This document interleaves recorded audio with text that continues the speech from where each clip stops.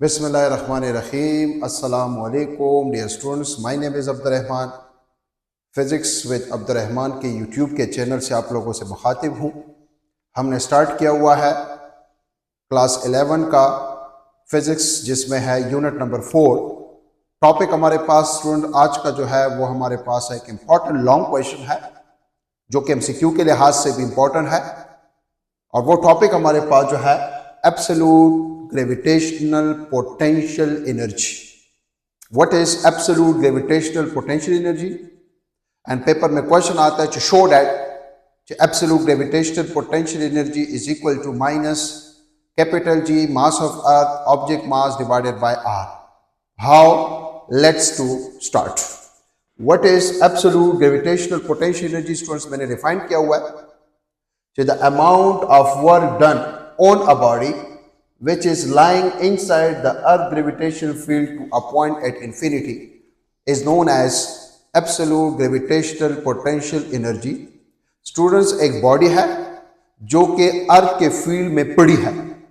इस बॉडी के ऊपर हम कितना वर्क डन कर लें ताकि इस बॉडी को हम अर्थ के फील्ड से बाहर निकाल लें, This amount of work is said to be absolute gravitational potential energy। Students, already आप लोग जानते हैं कि हर एक बॉडी अर्थ के फील्ड में पड़ी हुई है, अर्थ के सरफेस के साथ चिपकी हुई है। अगर किसी भी बॉडी को हम अर्थ के फील्ड से बाहर निकालना चाहते हैं तो उस बॉडी पर हम वर्क डन करेंगे अगेंस्ट द फील्ड, और जब उस बॉडी पर हम वर्क डन करेंगे अगेंस्ट द फील्ड, कितना वर्क कर लें ताकि उस बॉडी को हम आजाद कर लें, अर्थ के फील्ड से निकाल लें। जिस तरह आप लोग जानते हैं कि अगर electron revolve around the nucleus, so वो बाउंड होता है, हम उसको कितनी एनर्जी दे दें जिसको आयोनाइजेशन एनर्जी कहते हैं, ताकि वो न्यूक्लियस के बाउंडनेस से बाहर निकल जाए और अपनी एक आजाद जिंदगी गुजारे, उसको आयोनाइजेशन एनर्जी कहते हैं। यहां पर हम किसी बॉडी को कितनी एनर्जी देते, कितना वर्क डन कर ले बॉडी के ऊपर ताकि वो अर्थ के फील्ड से आजाद हो जाए, अर्थ के फील्ड से निकल जाए, जिस पॉइंट पर चला जाए उस पॉइंट को हम नाम देते हैं इन्फिनिटी पॉइंट, जहां पर अर्थ का कोई पुल मौजूद नहीं होगा। सो यही हमारा आज का टॉपिक है स्टूडेंट्स। अब हम यहां पर ट्रू पोटेंशियल एनर्जी फाइंड करना चाहते हैं, true absolute potential energy find करना चाहते हैं। इस बॉडी पर, इस मार्कर पर मैं कितना वर्क करूं, by work energy theorem, work will be equal to change in energy, and change in energy means change in kinetic plus change in potential। मैं काइनेटिक एनर्जी में चेंज नहीं लाना चाहते, इसका मतलब है the velocity of the body should be constant. जिस force के साथ अर्थ इसको अट्रैक्ट कर रहा है, अगर उतना ही फोर्स में लगाऊं इस बॉडी के ऊपर, सो नेट फोर्स इस बॉडी पर zero, acceleration zero, the velocity will be constant. It means the work will be converted to potential energy. इसलिए मैंने लिखा हुआ है कीपिंग इक्विलिब्रियम केप्ट कांस्टेंट। इसका मतलब इस बॉडी पर जब मैं वर्क करूंगा तो यह work done by variable force, क्योंकि ग्रेविटेशनल फोर्स ऐसा ऐसा डिक्रीज हो रहा है। Force, gravitational force is inversely proportional to R according to gravitational life is equal to Gm1m2 divided by R²। जब भी work done by variable force होता है तो स्टूडेंट्स हम फुल पाथ को छोटे छोटे टुकड़ों में डिवाइड कर लेते हैं, क्योंकि फार्मूला हमारे पास work done by constant force का है, W is equal to Fs या W is equal to Fs cos theta. यहां पर वर्क डन है by variable force. So it means अगर ये एक बॉडी है जो कि अर्थ के सरफेस के ऊपर पड़ी है, जिसका फासला radius of earth, centre of earth से इस बॉडी का सेंटर जो है ये फासले R1। इसी तरह अगर मैं बॉडी को पोजीशन 1 से पोजीशन 2 तक ले जाता हूं तो ये फासला हो जाएगा R2। पोजीशन 2 से पोजीशन 3 तक हो जाएगा R3, R4 up to Rn। Rn वो पॉइंट है जहां पर अर्थ का कोई पुल मौजूद नहीं होगा, जिसको हम पॉइंट ऑफ इन्फिनिटी का नाम भी देते हैं। सो इट मींस मैं यहां पर work done by variable force करूंगा इस बॉडी के ऊपर। जब भी work done by variable force होता है तो इसका मतलब इस फुल पाथ को छोटे छोटे टुकड़ों में हम डिवाइड कर लेते हैं। अब मैं बॉडी को स्टूडेंट्स पोजीशन 1 से पोजीशन 2 तक ले जाना चाहता हूं, सो मैं इस बॉडी पे वर्क करता हूं from 1 to 2 which is F.R। What is delta R? ये जो है हमारे पास, अगर ये R1 है अर्थ के सेंटर से बॉडी के सेंटर तक, और अर्थ के सेंटर से बॉडी के सेंटर तक ये R2 है, सो मैंने बॉडी को कितना डिस्प्लेस किया, R2 से R1 को सब्ट्रैक्ट कर लेंगे, delta R is equal to R2 minus R1।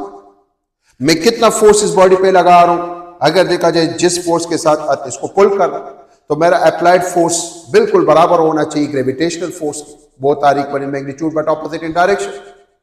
अब अगर देखा जाए अर्थ पुल डाउनवर्ड लग रहा है, मैं बॉडी को ऊपर ले जा रहा हूं, तो इसका मतलब है फोर्स, ग्रेविटेशनल फोर्स और displacement given by body both are anti parallel. So force और डिस्प्लेसमेंट के दरमियान जो एंगल होगा वो होगा 180, और यहां पर मैं एवरेज फोर्स लूंगा क्योंकि work done by variable force है, और ग्रेविटेशनल लॉ के मुताबिक F is equal to G m1 m2 divide by r square, cos 180 is -1, और ये मैं डिस्टेंस जो लूंगा वो r एवरेज लूंगा। So work done from 1 to 2 is equal to, ये माइनस उधर शिफ्ट हो जाएगा, capital G mass of earth small object mass divide by r average का स्क्वायर, और डेल्टा r है r2 माइनस r1। स्टूडेंट्स यहां पर यह है बात है r एवरेज की। R1 तो हमारे पास अर्थ के सेंटर से बॉडी के सेंटर तक R1 है, अर्थ के सेंटर से बॉडी के सेंटर तक R2 है, लेकिन जो R एवरेज है स्टूडेंट्स वो कौन सा पॉइंट हो सकता है? वो अर्थ के सेंटर से स्टूडेंट्स ये पॉइंट भी हो सकता है, ये पॉइंट भी हो सकता है, ये पॉइंट भी हो सकता है, कोई भी पॉइंट हो सकता है। सो हम फर्स्ट अपने लिए फाइंड कर लेंगे R एवरेज। सो R एवरेज का तरीका यह है कि R1 plus R2 divided by 2, average में इस तरह लेंगे। हम जानते हैं कि डेल्टा R यहां पर मैंने लिखा हुआ है R2 माइनस R1 के बराबर है, सो फिर मैं कह सकता हूं ये माइनस R1 वहां पे शिफ्ट हो जाएगा, delta R plus R1 is equal to R2। Students यहां पर आप लोग इस R2 की जगह लिख लें क्या? डेल्टा R प्लस R1, डेल्टा R plus R1, R1 plus R1 2R1 plus delta R divide by 2। Students mathematics हमें कहते हैं कि 2 इसके नीचे भी आ जाएगा, इसके नीचे 2R1 divide by 2 plus delta R by 2, 2 2 cancel, R average is equal to R1 plus delta R by 2। Students हमने क्या फाइंड करना है? R एवरेज का square, no squaring both side. R average का square is equal to bracket open R1 plus delta R divided by 2 whole square. ये तो first identity बन गई थी, a plus b whole square is equal to a square plus b square plus 2ab।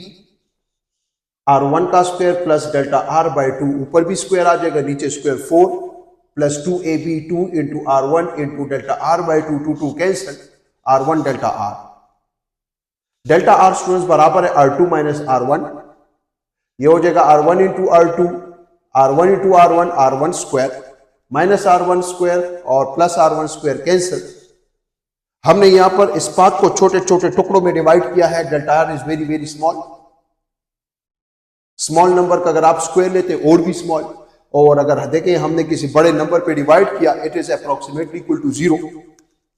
So this term is तकरीबन ये बराबर हो जाएगा 0 के। सो R एवरेज का square is equal to R1 R2। बस ये आपने जो है शो करना है, प्रूफ करना है, R average is equal to R1 R2। इसको स्टूडेंट्स हम लेते हैं पुट इन 1, इस R एवरेज की जगह आप लोग पुट कर लें R1 R2। सो R2 के नीचे भी R1 R2 और R1 के नीचे भी R1 R2, R2 R2 cancel, 1 over R1 minus 1 over R2 रह जाएगा। Students this is equation number 2। Small amount of work done from position 1 to position 2 is this. अब बॉडी को पोजीशन 2 से position 3 की तरफ ले जा रहे हैं, 2 से 3 तक, 1 2 no R1 R2, 2 3 no R2 R3। अगर 3 से 4 की तरफ ले जाएंगे सो फिर उधर आ जाएगा R3 R4। हम तो इंफिनिटी तक ले जा रहे हैं, Rn तक ले जा रहे हैं, जहां पर R का कोई पुल मौजूद नहीं है।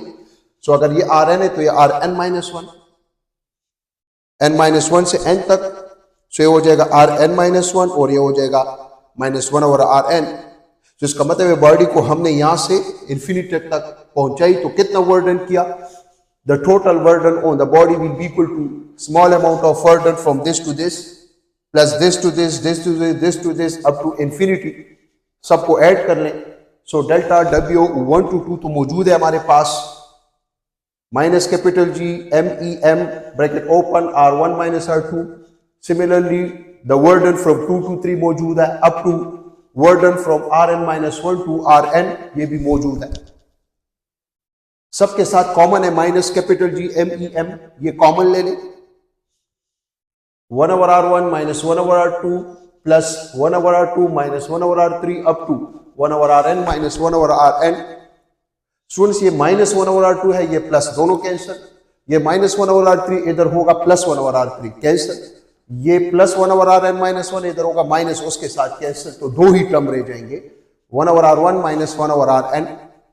rn तो हमारे पास इंफिनिटी पॉइंट है, ये इंफिनिटी पॉइंट है जहां पर अर्थ का कोई फील्ड मौजूद ही नहीं है। सो फिर हम कह सकते हैं कि हमारे पास जो rn है डेट इज इंफिनिटी। अगर rn की जगह में infinity no any number divided by infinity, the answer is 0।